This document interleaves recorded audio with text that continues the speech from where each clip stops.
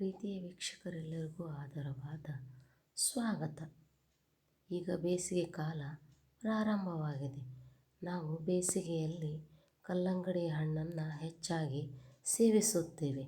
ಹಾಗಾದರೆ ಕಲ್ಲಂಗಡಿ ಹಣ್ಣನ್ನು ಏಕೆ ಯಥೇಚ್ಛವಾಗಿ ನಾವು ಬೇಸಿಗೆಯಲ್ಲಿ ಸೇವಿಸುತ್ತೇವೆ ಎಂದು ಸ್ಲೈಡ್ಗಳ ಮೂಲಕ ತಿಳಿಯುತ್ತಾ ಹೋಗೋಣ.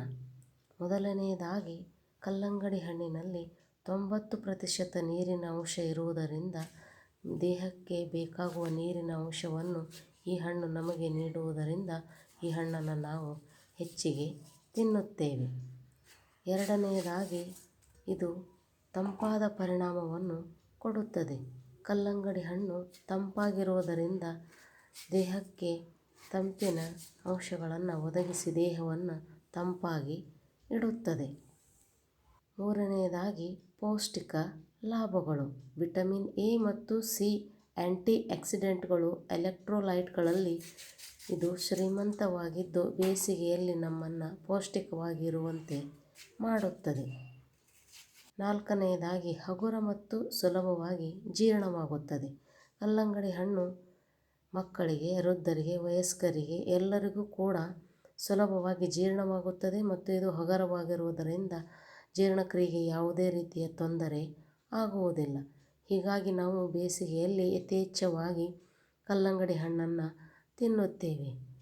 ಇದು ಕಲ್ಲಂಗಡಿ ಹಣ್ಣಿನ ಬಗ್ಗೆ ಇರುವ ಕನ್ನಡದಲ್ಲಿ ಮಾಹಿತಿ.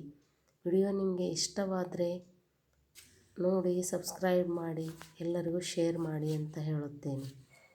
ಕೊನೆಯದಾಗಿ, ನೈಸರ್ಗಿಕವಾಗಿ ಕಲ್ಲಂಗಡಿ ಹಣ್ಣು ತುಂಬ ಒಳ್ಳೆಯದು. ಅದಕ್ಕಾಗಿ ನಾವು ಕಲ್ಲಂಗಡಿ ಹಣ್ಣನ್ನು ತಿನ್ನುತ್ತೇವೆ. ಇದಕ್ಕೆ ಸಂಬಂಧಿಸಿದ ಒಂದು ಶಾರ್ಟ್ಸನ್ನು ಹಾಕಿರುತ್ತೇನೆ. ಅದಕ್ಕೆ ಒಂದು ಸುಂದರವಾದ ಹಾಡನ್ನು ಕೂಡ ನಿಮಗಾಗಿ ಕೊಟ್ಟಿರುತ್ತೇನೆ. ನೋಡಿ, ಎಲ್ಲರೂ ಯಥೇಚ್ಛವಾಗಿ ಹಣ್ಣನ್ನು ತಿನ್ನಿ ಎಂದು ಹೇಳುತ್ತಾ ನನ್ನ ವಿವರಣೆಯನ್ನು ಮುಗಿಸುತ್ತೇನೆ. Thanks for watching.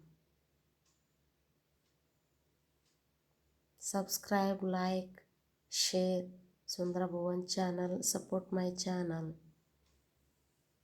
Thanks to everyone.